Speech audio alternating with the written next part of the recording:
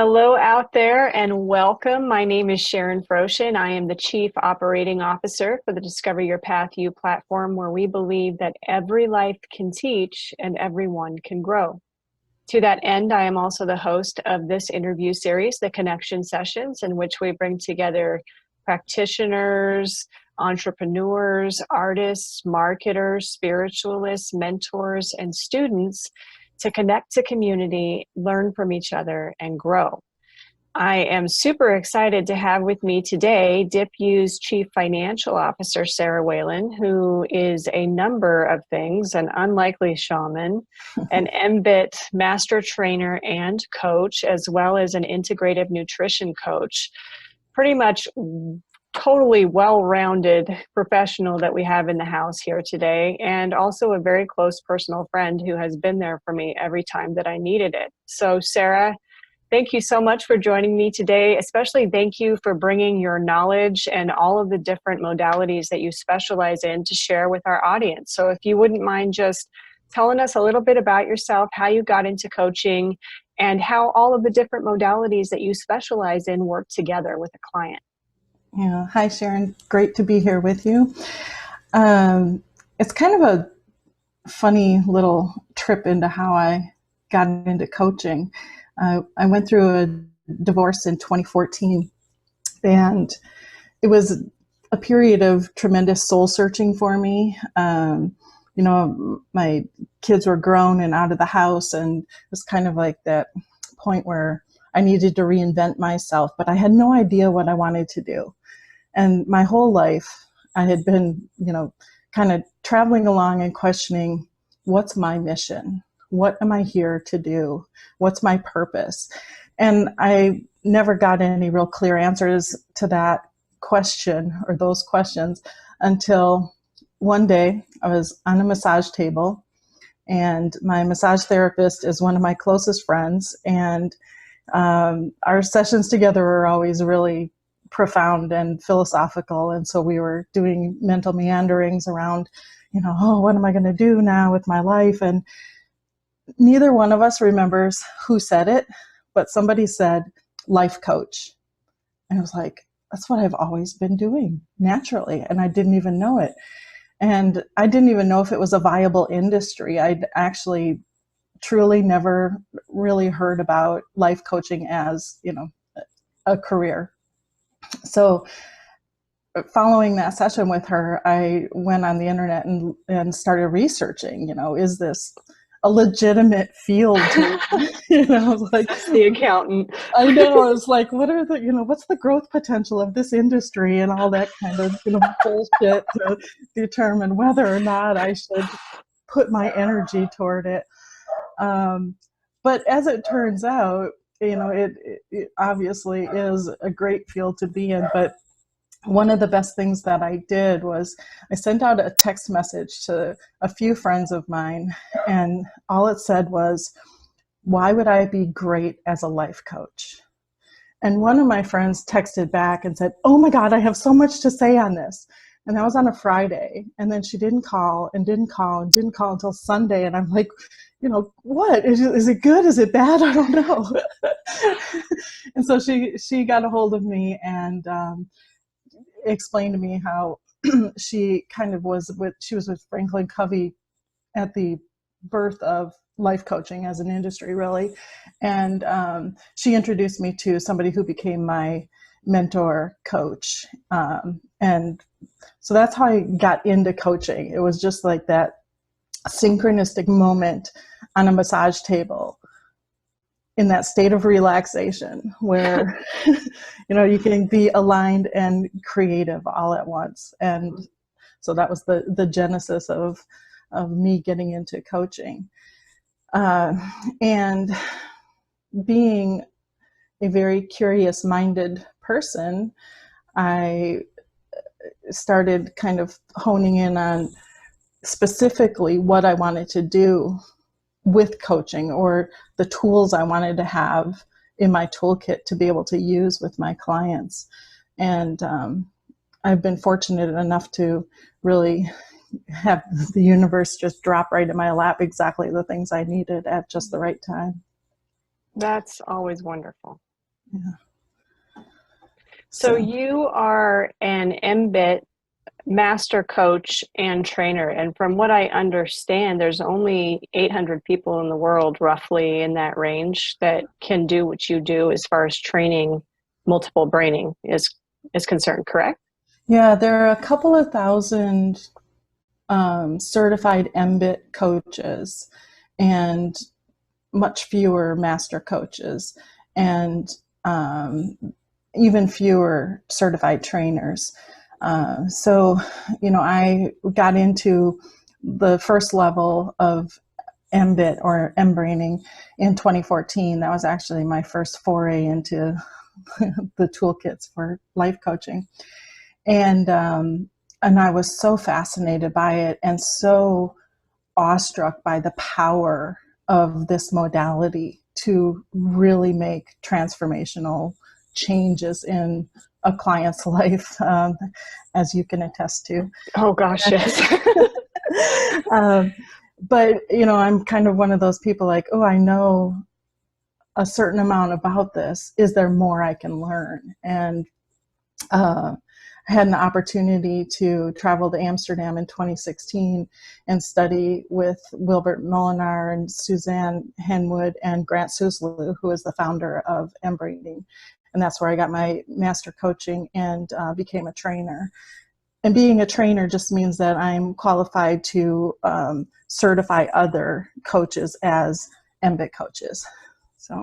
Really quickly, just want to say hi to Samantha, who is our Chief Technology Officer. Thank you for joining us, sweets. As well as Claire Fagan and Robin from Practicing the Power of Eight. Thank you, ladies, for being with us. If you wouldn't mind sharing with the viewers, Sarah, what is mBraining and how does it work? Yeah, I'd be happy to. So mBIT stands for Multiple Brain Integration Techniques. And the process of using mBIT is called mBraining. And that's a facilitated process that we go through to align the multiple brains in your body. So modern neuroscience has finally caught up to ancient wisdom and proven that we actually do have more than one functioning brain in our body. We've got the neurotransmitters in our heart area as well as in our gut area that are able to communicate, to store memory, and to speak their own language. So there are 1,000 different sayings that we've used through the ages that reference these different brain centers, but we just didn't even know scientifically that they actually are until recently. So the facilitated process is one where we go through and align your heart, your head, and your gut so that they are all in agreement and you can express yourself from your highest place of wisdom in whatever it is that you're trying to do in your life. If it's a simple decision that you're trying to make, maybe you're having trouble getting clarity on what's the best way to go. This process can get you fully aligned so that it just gets you into that moment of synchronicity where all the cylinders are firing together, perfectly aligned, and you just know this is the right thing to do for me. Wonderful. If you wouldn't mind sharing with us really quickly, what does each brain, the head, the heart, and the gut, what are their specialties when it comes to how you see the world? The head, the cephalic brain that we are all familiar with, which we thought was the only one, is really in charge of our logical thinking, reasoning. It's where we do our storytelling. That's where we make meaning in the world. And it's where we can do all of our planning and, the organizing of thought.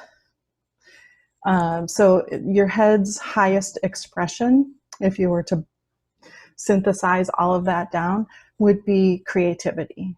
And your heart, which is where we want to be leading from, is your center for compassion. It's where we do all of our emoting. It's where we relate to other people. It's where we hold our values, our beliefs. It's where we determine the importance of something in our life. And it you know, it's definitely just, you know, our center for compassion. And our gut, which is actually the first brain that develops in utero, is responsible for our motivation. It's responsible for it. It decides, is this a fight, a flight, or a freeze scenario? It's where we do our protecting. We put up our boundaries. It's actually where our core self resides. Including our intuition? Including our intuition. Yeah. So when you get that gut feeling about something, that's your intuition speaking up to you, saying, pay attention to this. Is that one of those phrases you were talking about that's come down through history, like feeling it in my gut? So we're referring to intuition when we say that. Exactly. Yeah. But we have a ton of different references for each one of the brains, you know, and the thing about them is that we can use them out of order. We can use them to override one of the other brains. And a perfect example of that is myself in my 20s, where I was just basically a head on a stick, not connected to my heart, connected to my gut only in that I was highly motivated to accomplish all of the things I had going on in my head. Everything to me was just logic and analysis. No heart, no compassion, no connection. So my head brain was really busy overriding the desires of my heart. It's so hard for me to picture you that way. You're just such a open-hearted and generous person. Yeah, it was a long and winding road to get here, and a lot of processing along the way. So even, you know, if we're in a conversation and I say something to you and you're just like, I just can't get my head around this. That's your head brain saying, I'm having a really hard time making sense of this information. Right. So, and if somebody does a lot of really boneheaded things, let's say somebody has really gutsy courage, so they're highly motivated to act, to move and to take risks and chances, and maybe they do something really stupid, and you know, you might say, my God, you've got shit for brains. You're talking about your gut brain being in charge, right? And maybe it's not the most logical person, the most logical brain to be in charge of those decisions.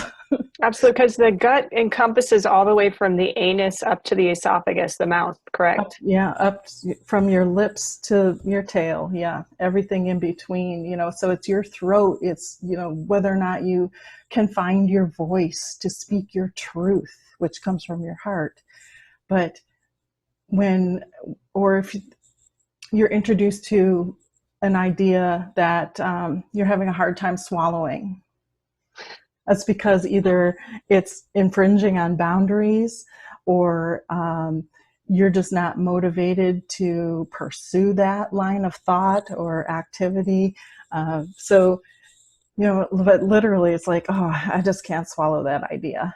Okay, your gut is telling your head, like, look, I need more information about this in order to be able to process and assimilate this into myself. Because the gut's biggest functions, so I mentioned that it's where our core self resides.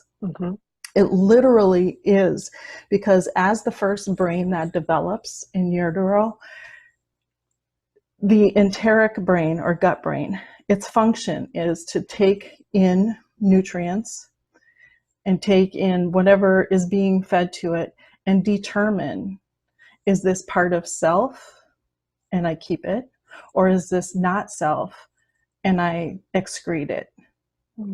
So that's literally what our gut brain is doing all day long. Is this self or not self? Do I keep this or do I let it go?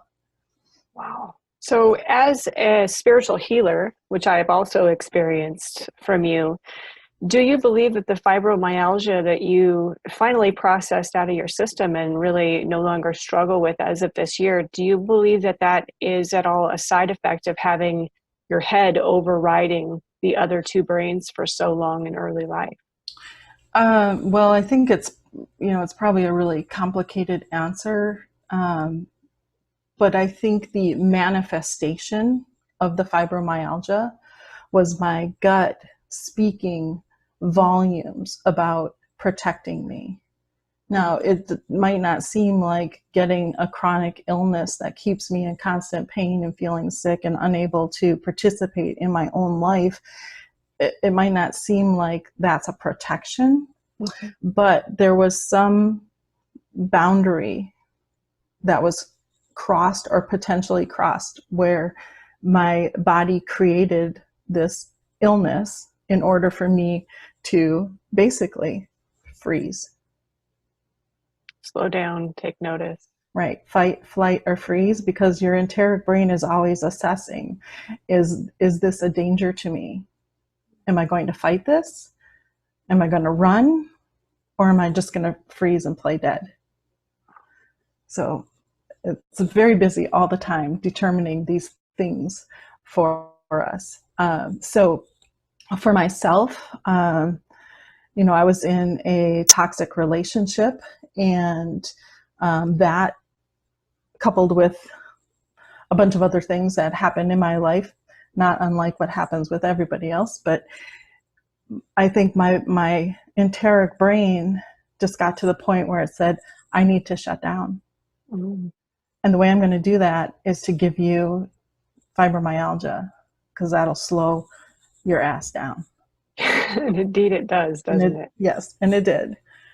Yeah. But my road to healing had everything to do with listening to my own intuition and trusting it enough to actually speak about it with a doctor and say, this is what I see going on at a cellular level in my body. Does that even make sense medically? And she said yes. And she prescribed a protocol for me to follow for 6 months using supplements and some antivirals to really kind of reactivate and process out all of the dormant bacteria and viruses that were trapped in my body that had caused the inflammation and symptoms of fibromyalgia. And so after you began addressing that with this practitioner, coupled with your integrative nutrition knowledge and taking better care of your body, is this when the unlikely shaman popped up? It is. Tell us more about that.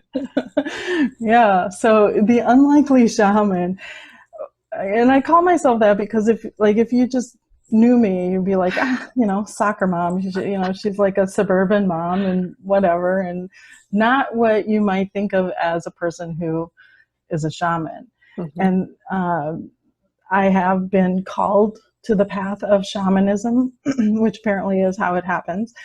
And I think that with all of the clearing that I did of the fibromyalgia, it really opened up my intuition gates. It really opened the floodgates so that I could start processing information at a much deeper level. So yes, called to shamanism, and it was a pretty kismet kind of thing, but as it turns out, it's something that runs deeply in my heritage and my Celtic roots. And that coupled with on the other side of my family, where people have pretty intense psychic capability. So, which you do. Just to share with the viewers an experience that I had with Sarah. I love to share this with people. I spent almost 2 weeks at Sarah's house recently, and Sarah cooks, and I love to eat. And we're both vegans, so it was a incredible experience for me. So I think it was there the third day, Sarah goes into her kitchen And I want to look up over the couch and see, hey, what's she making? But I don't want this woman to feel like every time you walk through your kitchen, you are now obligated to make me food. So I'm laying on the couch, like going through my head, like, I wonder if she's making, don't look, don't look. I just wonder if she's, and then from the kitchen, Sarah says, have you figured it out yet? And I'm just sitting there like,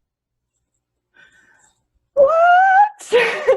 Sarah has some of the most intense psychic abilities that I have ever encountered in my life, and which really gives rise to that idea that having shut that gut brain down, that intuitive capability for so long, no wonder your body lashed out to try and get you to slow down and listen. Because my God, woman, you have some intense psychic capabilities.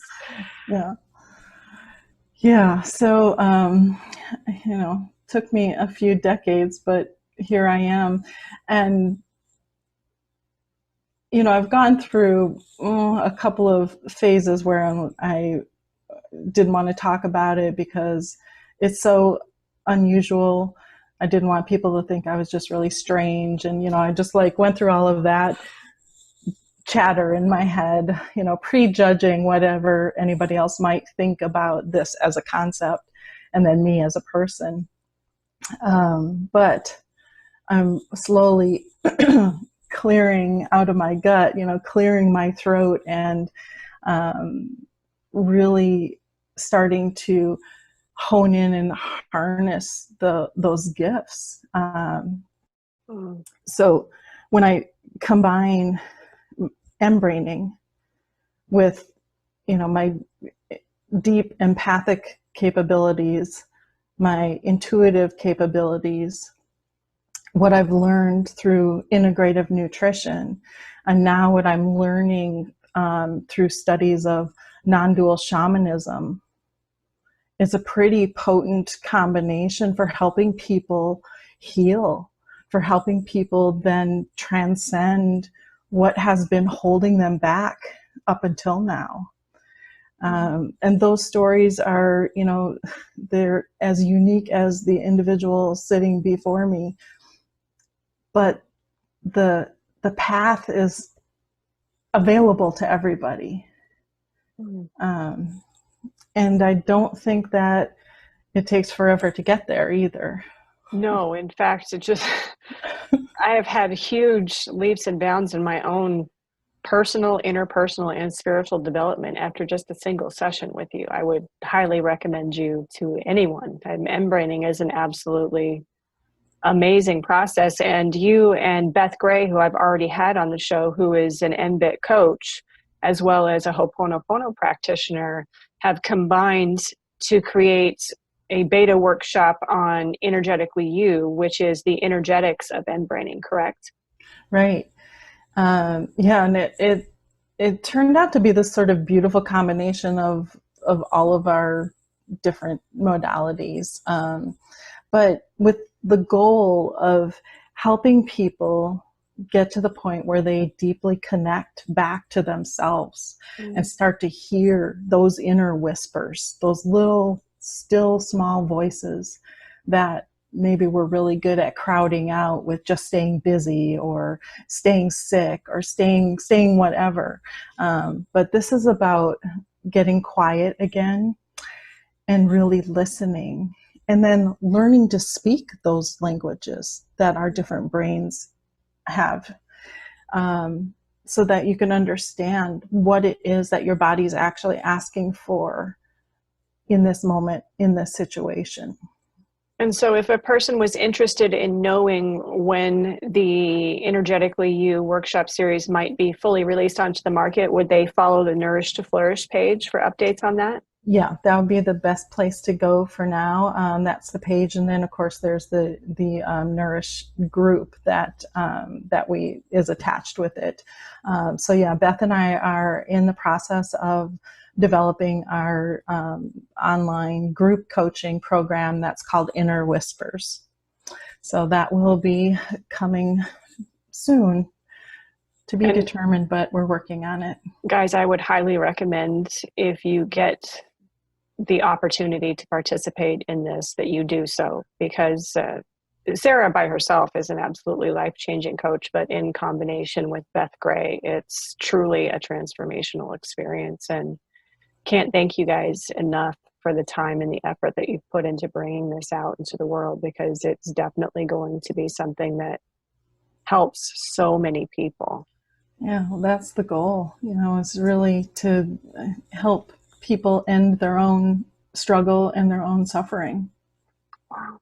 Well, we want to thank all of the viewers that we had with us today, Samantha, Claire, Robin, and Cheryl, who just popped on. Thank you so much for joining us. This is the end of our interview, and it never ceases to amaze me how fast 30 minutes flies by. Are there any parting words that you have for the viewers, Sarah? Even just for today, find an opportunity to be still and be quiet and start to listen. And just kind of pay attention to what comes up in your body and see if you can tell where in your body this message might be coming from. And just see what it has to share with you. That is some powerful advice. Well, thank you everyone who joined us today. We sincerely appreciate you being here with us as always. If you find this video after we're no longer live, if you could just drop us a hashtag replay so that we know that you were here, that would be fantastic. And if you hear something in this video that really reaches out to you or touches you in some way, please feel free to share it to your page or to any group that you might have if there are people in that group that could benefit from this information. All of Sarah's contact information, including her website, Instagram, Facebook, Twitter, Pinterest, etc., is all in this post. So if you are at all interested in making the same spiritual leaps and bounds that she has facilitated in my life, I would highly recommend that you use that information to contact her and to enlist her very ample capabilities. So as usual, thank you everyone for being with us here today. We will be back tomorrow for this week's last Connection Sessions episode at 1 p.m. Eastern Daylight Time. And as always, thank you for being here with us, everyone. Thank you.